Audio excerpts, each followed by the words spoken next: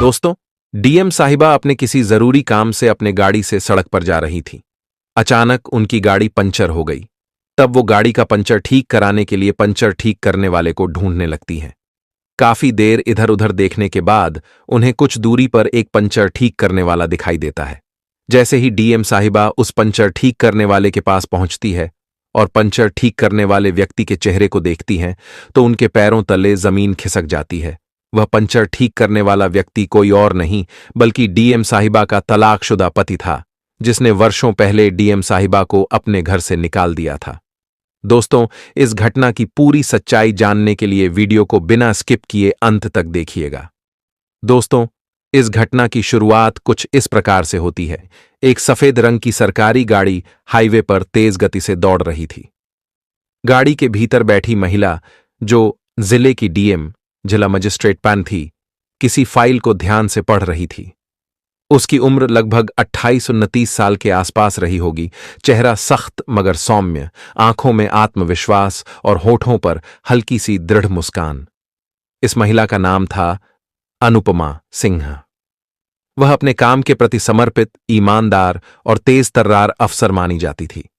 कुछ ही महीनों पहले उसकी पोस्टिंग इस जिले में हुई थी और उसने आते ही भ्रष्टाचार के कई मामलों पर कड़ी कार्रवाई की थी। हालांकि अभी उसे इस जिले में कई समस्याओं का सामना करना था। अवैध खनन, जमीन पर अवैध कब्जे और सरकारी योजनाओं में घोटाले। अनुपमा ने सोचा था कि शाम तक वह मुख्यालय लौट जाएगी, लेकिन अचानक उसका फोन बजा। किसी अनजान नंबर से कॉल आ रही थी। उसने फोन उठाया तो उधर से किसी रिपोर्टर ने जानकारी मांगी कि मैडम, सुना है आप आज किसी मामले की छानबीन के लिए गई थीं? अनुपमा ने संक्षिप्त उत्तर दिया। अभी कुछ कहना जल्दबाजी होगी, और कॉल काट दी। वह ड्राइवर को निर्देश देने ही वाली थी कि गाड़ी को थोड़ा तेज चलाए। तभी एक झटका सा लगा और गाड़ी लड़खड़ा गई। ड्राइवर ने संभालते हुए गाड़ी को किनारे रोका और बाहर उतरकर देखा तो पिछला टायर पंचर हो चुका था। सड़क सुनसान थी। आसपास कोई दुकान या मकान नजर नहीं आ रहा था। शाम की रोशनी लगभग गायब हो चुकी थी और हल्की हल्की हवा चलने लगी थी। अनुपमा ने खिड़की से बाहर झांकते हुए पूछा, क्या हुआ?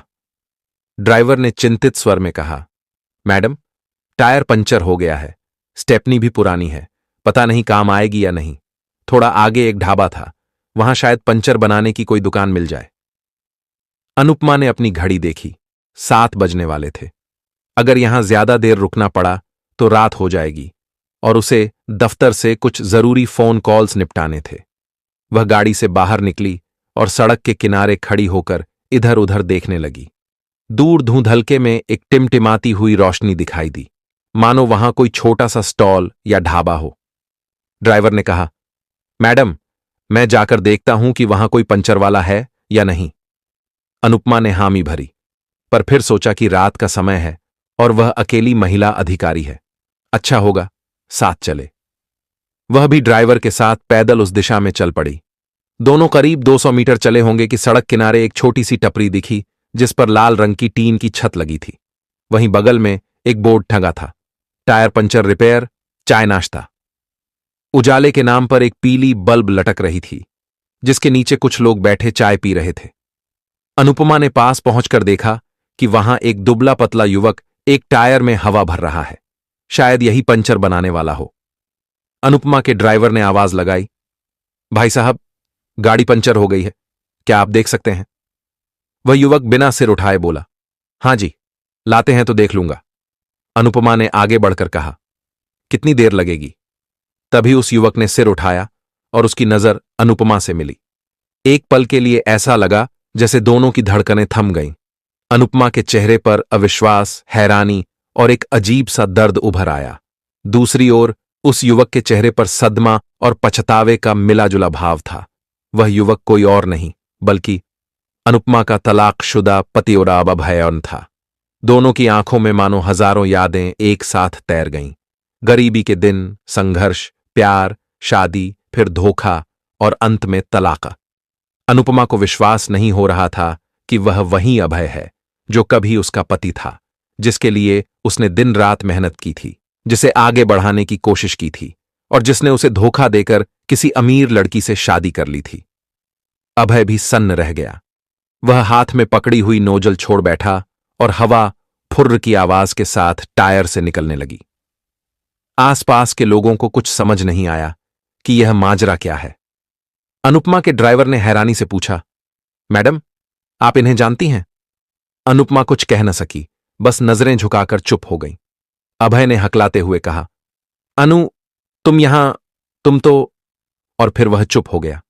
उसे याद आया कि अनुपमा उसके जीवन का वह अध्याय है जिसे उसने लालच और झूठी शान के लिए त्याग दिया था।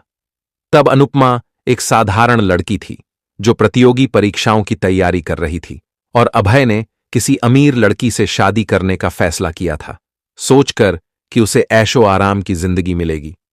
मगर उस अमीर लड़की ने कुछ ही महीनों में उसे छोड़ दिया और अभय कर्ज में डूब गया।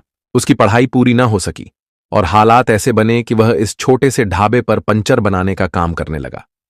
उधर अनुपमा ने संघर्ष जारी रखा, पढ़ाई की, परीक्षा पास की और आज वह डीएम बामान बन चुकी है, जिले की सबसे बड़ी प्रशासनिक अधिकारी।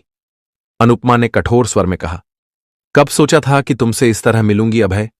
मेरा टायर पंचर हो गया और तुम्हारा जीवन भी। अभय ने कोई जवाब न दिया, बस नजरें झुकी रहीं।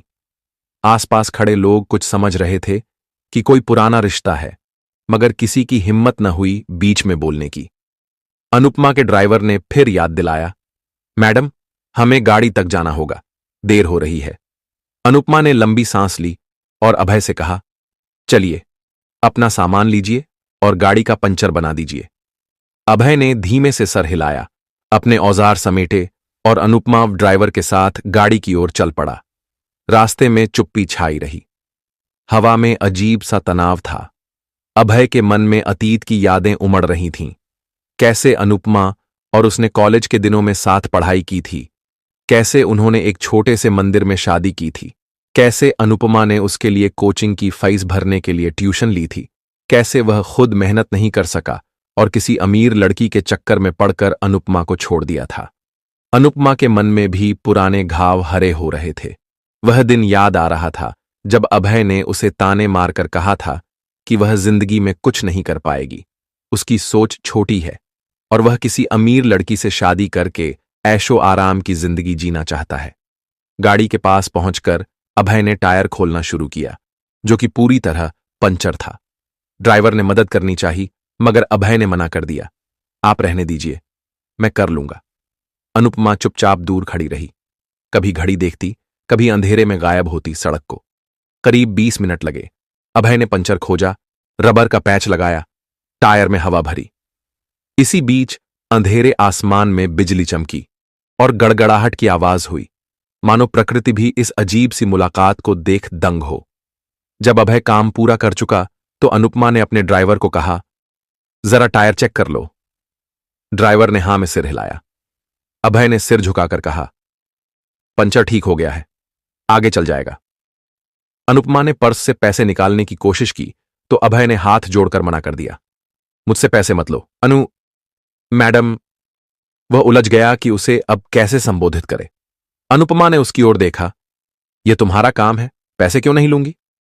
अभय ने आंखों में आंसू भरकर कहा, मुझे शर्म आती है कि मैं तुम्हारे सामने इस हालत में। वह वाक्य पूरा न कर सका, उसकी आवाज रूंध गई। अनुपमा ने कठोरता से कहा, शर्म तो तुम्हें उस दिन भी आनी चाहिए थी जब तुमने मुझे गरीब समझकर छोड़ दिया था। मैं गरीब थी लेकिन मेहनती थी। तुमने मेरे साथ धोखा किया, अपनी राह चुनी और आज यहां हो। अपने कर्मों का फल हर किसी को मिलता है। अभय की आंखों से आंसू बह निकले। उसने कोई जवाब न दिया। आसपास खड़े ड्राइवर और 2-3 लोग यह सब देख सुन रहे थे, मगर कोई कुछ न बोल सका। अनुपमा ने पैसे जबरदस्ती अभय के हाथ में थमा दिए और गाड़ी में बैठ गई। ड्राइवर ने इंजन स्टार्ट किया, गाड़ी आगे बढ़ने लगी। कुछ ही देर में गाड़ी हाईवे पर तेज रफ्तार से दौड़ रही थी और अभय वहीं सड़क के किनारे खड़ा रह गया, हथेलियों में पैसे लिए, आंखों से आंसू टपकते हुए। उसके सपने बिखरे पड़े थे। गाड़ी में ड्राइवर ने अनुपमा से पूछने की हिम्मत की, मैडम, वह व्यक्ति कौन था? लगता है आपको जानता है। अनुपमा ने अनमने स्वर में कहा, कोई पुराना जानकार है बस। ड्राइवर ने समझ लिया कि मैडम इस बारे में बात नहीं करना चाहती, सो वह चुप हो गया। अनुपमा ने खिड़की से बाहर देखा। अंधेरा घना हो चुका था। सड़क के दोनों ओर बस पेड़ और झाड़ियां थीं। कभी कभी कोई ट्रक गुजरता तो उसकी हेडलाइट से चकाचौंध हो जाती। अनुपमा का मन कहीं और था। वह अपने अतीत की गलियों में भटक रही थी। उसे याद आ रहा था कि कैसे अभय ने उसे छोड़ते समय कहा था कि वह जिंदगी में कुछ नहीं कर पाएगी, जबकि आज वह डीएम बन चुकी है, एक जिले की मुखिया। और अभय, जो बड़े सपने लेकर किसी अमीर लड़की के साथ चला गया था, आज एक पंचर बनाने वाले के तौर पर जी रहा है। कुछ दिनों बाद यह किस्सा अनुपमा के दिमाग से लगभग उतर गया, क्योंकि वह अपने काम में व्यस्त हो गई। जिले में एक बड़ा भ्रष्टाचार का मामला सामने आया। किसी सरकारी योजना के पैसे फर्जी खातों में ट्रांसफर हो रहे थे। अनुपमा ने अपने विश्वसनीय अधिकारियों के साथ मिलकर छानबीन शुरू की तो पता चला कि इसमें कुछ बड़े नेताओं और अधिकारियों की मिलीभगत है। मामला क्राइम 52 का था, मगर डिजिटल पेमेंट और फर्जी खातों के कारण मामला काफी उलझा हुआ था। एक टीम बनी जिसमें जिला पुलिस और साइबर सेल के लोग भी शामिल हुए। कुछ दिन की मेहनत के बाद पता चला कि शहर के बाहरी इलाके में कुछ लोग एक जाली कंपनी के नाम से लोगों के खाते हैक करके पैसे उड़ाते हैं और उस पैसे का हिस्सा कुछ भ्रष्ट नेताओं तक पहुंचता है। अनुपमा ने एक बड़े ऑपरेशन की योजना बनाई। अगले हफ्ते रात के समय छापा मारकर इन लोगों को रंगे हाथों पकड़ा जाएगा। मगर इस ऑपरेशन से ठीक एक दिन पहले एक अजीब घटना घटी। अनुपमा की सरकारी गाड़ी फिर से पंचर हो गई और उसी जगह के करीब जहां पिछली बार पंचर हुआ था। वह कुछ देर तक हंसी कि यह भी कोई इत्तेफाक है, पर ड्राइवर को भेजा कि वह किसी और पंचर वाले को ढूंढ कर लाए, क्योंकि पिछली बार जो हुआ था वह दोबारा नहीं चाहती थी। ड्राइवर काफी देर बाद लौटा और बोला कि आसपास कोई और पंचर वाला नहीं मिला, वही ढाबा है। अनुपमा ने सोचा कि फिर अभय से मिलना होगा, पर वह समय की कमी के कारण मान गई। जब वे दोनों ढाबे पर पहुंचे तो देखा कि अभय वहां बैठा अखबार पढ़ रहा है और उसके पास कोई ग्राहक नहीं था। उसने अनुपमा को देखा तो उठ खड़ा हुआ और कुछ झिझकते हुए बोला, मैडम, फिर से आपकी गाड़ी पंचर? अनुपमा ने कहा, हां, चलो ठीक कर दो। अभय ने चुपचाप अपने औजार उठाए और गाड़ी की ओर चल पड़ा। रास्ते में वह बोला, मैडम, मुझे तुमसे कुछ बात करनी है। अनुपमा ने सख्ती से कहा, देखो, मेरे पास समय नहीं है, मुझे बहुत काम है। अभय चुप हो गया और गाड़ी का टायर खोलने लगा। कुछ देर बाद उसने कहा, मैं जानता हूं कि मैंने तुम्हारे साथ बुरा किया। मैं बहुत पछताता हूं। अगर तुम एक बार मुझे माफ कर सको। अनुपमा ने उसे बीच में रोकते हुए कहा, मैं यहां तुम्हें माफ करने नहीं आई हूं। मैं एक सरकारी अधिकारी हूं और तुम एक पंचर बनाने वाले। हमारे बीच अब कोई रिश्ता नहीं है। अभय ने उदास होकर टायर पर रबर पैच लगाया, फिर हवा भरी। उसके हाथों में ग्रीस और कालिख लगी थी और चेहरे पर अपमान का भाव। इतने में अनुपमा के फोन पर एक कॉल आई। साइबर सेल के किसी अफसर का फोन था, जिसने बताया कि उस फर्जी कंपनी का एक बड़ा सुराग मिला है और वह लोग कल रात किसी पुराने वेयरहाउस में मिलने वाले हैं। अनुपमा ने तुरंत ड्राइवर को कहा कि वह जल्दी करे, उन्हें वापस शहर पहुंचकर ऑपरेशन की तैयारी करनी है।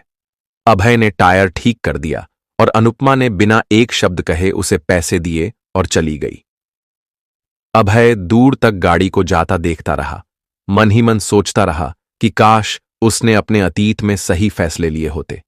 अगली रात ठीक योजना के मुताबिक अनुपमा ने पुलिस की टीम के साथ मिलकर पुराने वेयरहाउस पर छापा मारा।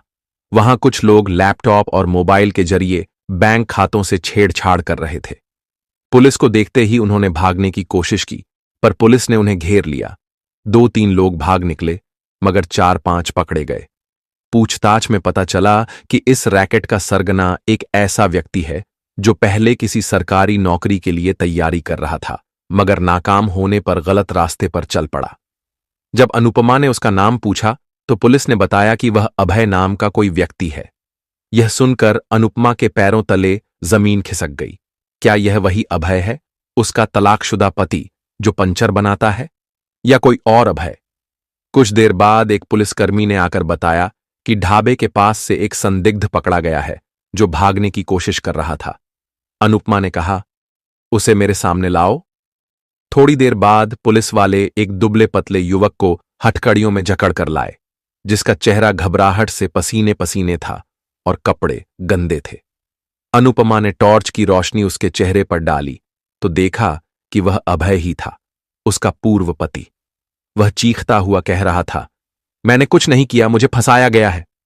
मगर पुलिस के पास उसके लैपटॉप से मिले डेटा थे, कुछ गवाहों के बयान थे, जिनसे साबित होता था कि वह इस साइबर रैकेट का मास्टरमाइंड है।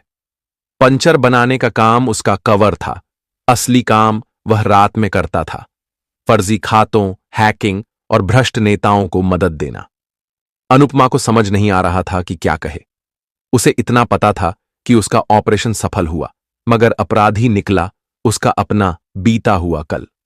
अभय ने रोते हुए कहा, अनु, मुझ पर रहम करो, मैंने तुम्हारे साथ बुरा किया था, पर अब तुम मुझे जेल भेज दोगी? अनुपमा ने कठोरता से कहा, मैं एक डीएम हूं, कानून से ऊपर कुछ नहीं, तुम्हारे अपराध की सजा तुम्हें मिलेगी। अभय ने उसकी ओर हाथ जोड़ दिए। मैं मजबूर था, उस अमीर लड़की ने मुझे छोड़ दिया, मेरे पास कुछ नहीं बचा था, कर्ज था। मैंने सोचा कि शॉर्टकट से पैसे कमाकर जिंदगी सुधार लूंगा, मुझे माफ कर दो। अनुपमा ने नजरें फेर लीं। कानून सबके लिए बराबर है अभय, तुमने गलत रास्ता चुना, अब उसका अंजाम भुगतना होगा। इतना कहकर वह आगे बढ़ गई और पुलिस वाले अभय को गाड़ी में बैठाकर थाने ले गए। शहर में यह खबर आग की तरह फैल गई कि डीएम साहिबा ने एक साइबर क्रिमिनल रैकेट का भंडाफोड़ किया, जिसका सरगना कोई और नहीं बल्कि उनका ही तलाकशुदा पति था। मीडिया ने तरह तरह की बातें बनाईं। कुछ ने अनुपमा की ईमानदारी की तारीफ की, कुछ ने अभय को कोसा, कुछ ने इसे वक्त का बदला बताया।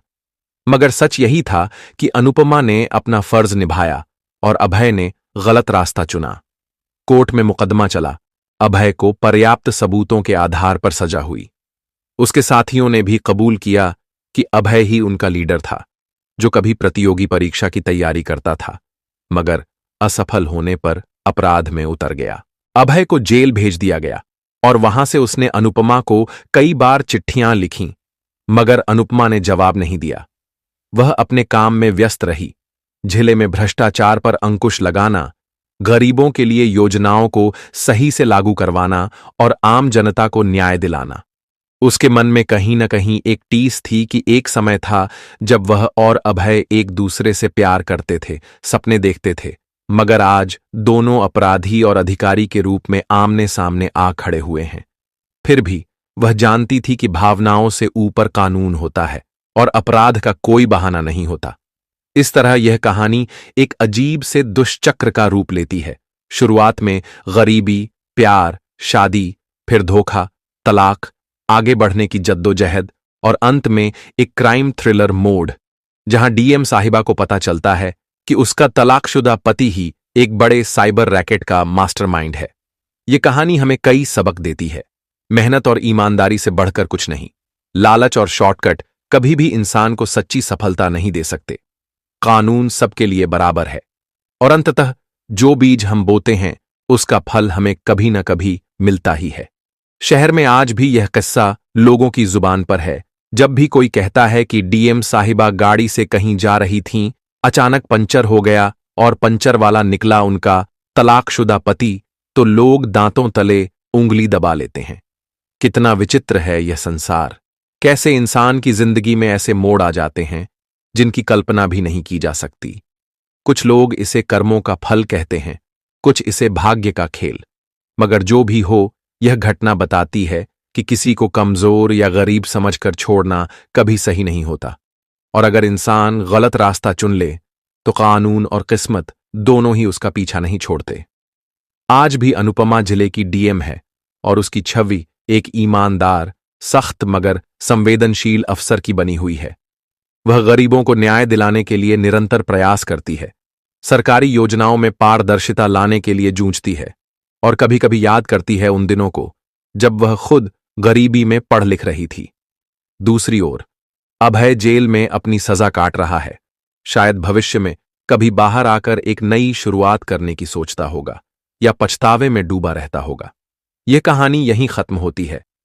दोस्तों, कैसी लगी आपको? आज की यह कहानी, इस पूरे घटनाक्रम को लेकर आपके क्या विचार हैं, कमेंट बॉक्स में बता देना। बाकी वीडियो अच्छी लगी हो तो वीडियो को लाइक और चैनल को सब्सक्राइब जरूर